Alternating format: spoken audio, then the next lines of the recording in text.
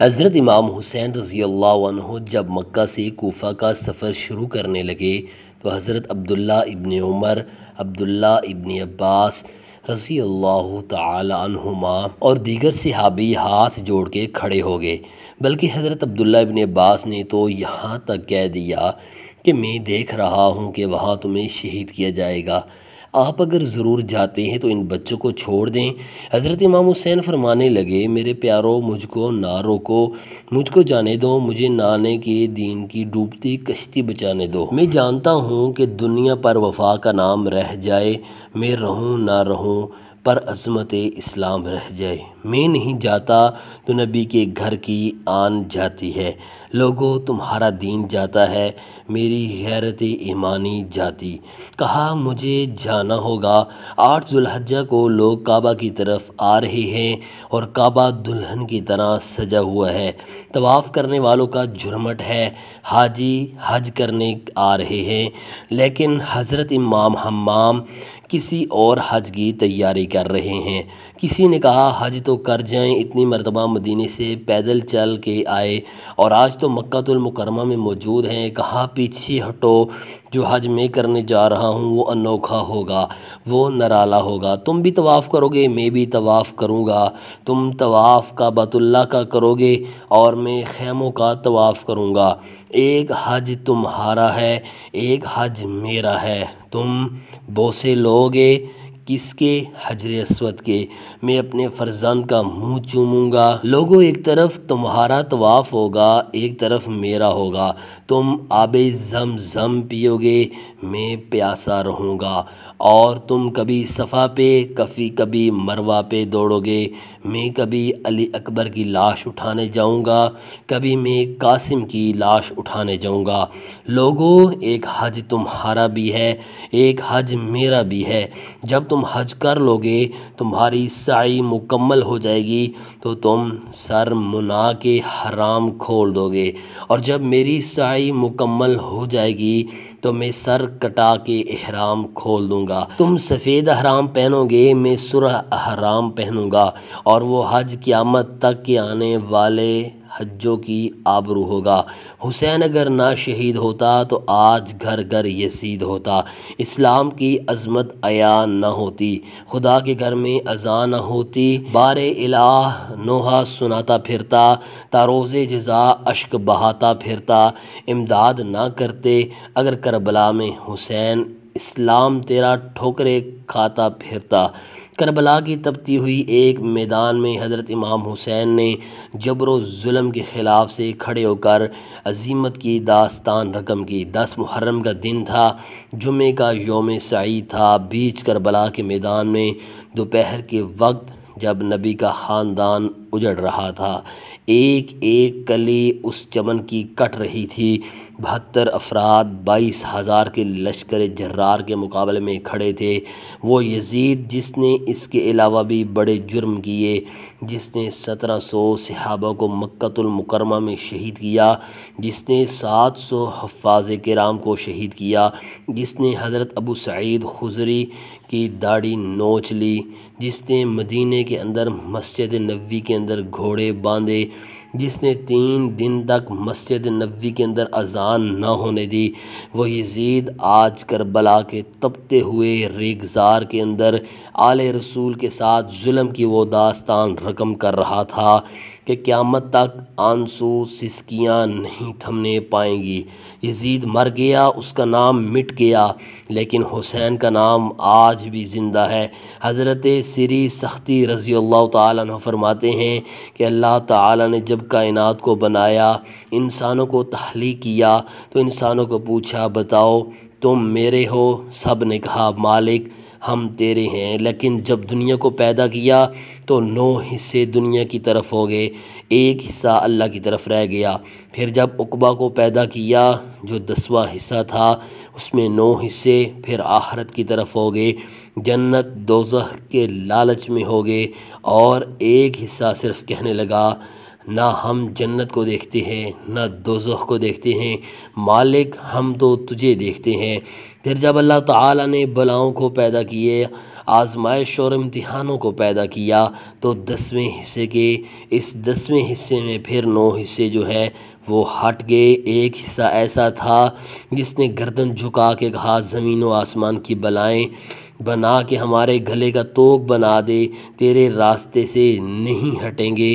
سبحان اللہ، کربلا کے تپتے ہوئے میدان میں وہ منظر رقم ہونے والا ہے۔ ایک قربانی مینا میں ہوئی تھی، غریب و سادہ و رنگی ہے داستان حرم نہایت اس کی حسین اور ابتدا ہے اسماعیل۔ وہاں دمبا آ گیا، آگے 100 اونٹ آ گئے، اور آج اللہ اکبر حضرت امام حسین کربلا کے تپتے ہوئے میدان میں 22,000 کے لشکر کے سامنے کھڑے ہیں۔ کہا لوگو میرا حق پہچانا، میرے خون سے اپنے ہاتھ نہ رنگو، مجھے پہچانتے ہو کہ میں کون ہوں؟ کہا لوگو جلدی نہ کرو، میرے حق کو پہچانو۔ اس وقت روئے زمین پر کسی نبی کی بیٹی کا بیٹا موجود نہیں ہے۔ لوگوں میرے راستے سے ہٹ جاؤ اور میرے خون سے اپنے آپ کو ابدی بدبختیوں کا شکار نہ کرنا۔ بلکہ آپ نے نام لے لے کے فرمایا کہ اے زید بن حارث، اے ابن دبی، اے ابن جبیر، اے فلاں فلاں، نام لے کر کہا تم نے خود ہی خط لکھے تھے؟ انہوں نے کہا ہم نے خط نہیں لکھے۔ آپ نے وہ چمڑے کا تھیلا تھا اس کو الٹ دیا، کہا یہ تمہارے خط ہیں اور آج تم مکر گئے ہو۔ انہوں نے کہا کہ سیدھی بات ہے، یا تو بیعت کرو اور یا پھر مرنے کے لیے تیار ہو جاؤ۔ حضرت امام حسین نے کہا کہ ایسی بات کرتے ہو، اگر میں نے بیعت کرنی ہوتی تو مدینہ کیوں چھوڑ کر آتا؟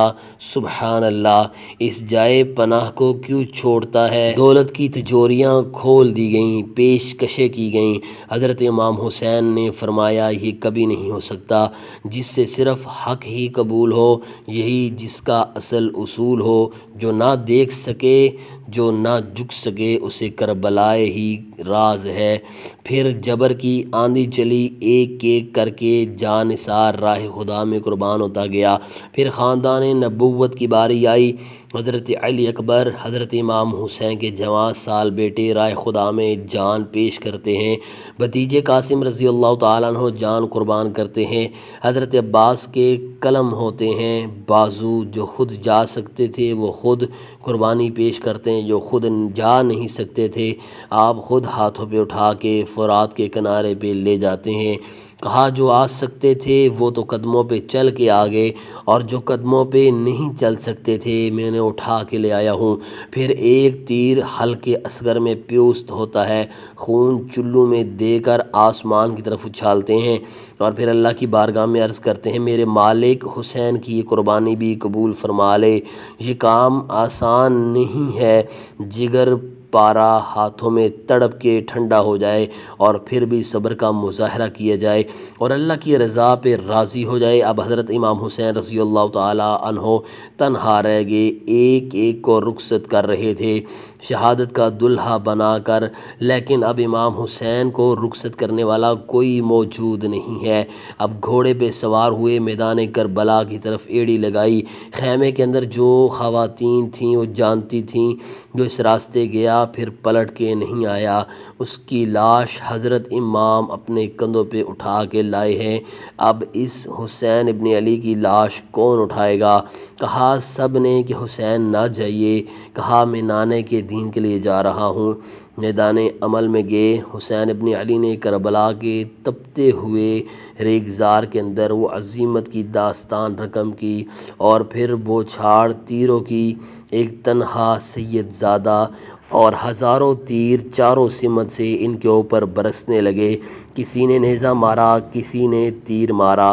جب حضرت امام حسین گھوڑے کی زین سے نیچے اترے تو اس وقت آپ کے بدن پر 33 زخم تلواروں کے تھے، 34 نیزے آپ کے جسم کے اندر کھبے ہوئے تھے، اور محتاط روایات کے مطابق جب بعد میں آپ کا پیراہن اتارا گیا تو اس کے اندر 133 سوراخ تیروں کے نکلے، اور وہ تیر جسم میں پیوست تھے، اور جب گھوڑے کی زین سے فرش زمین پر گرے، لگا جس طرح رحل سے قرآن گر گیا ہو۔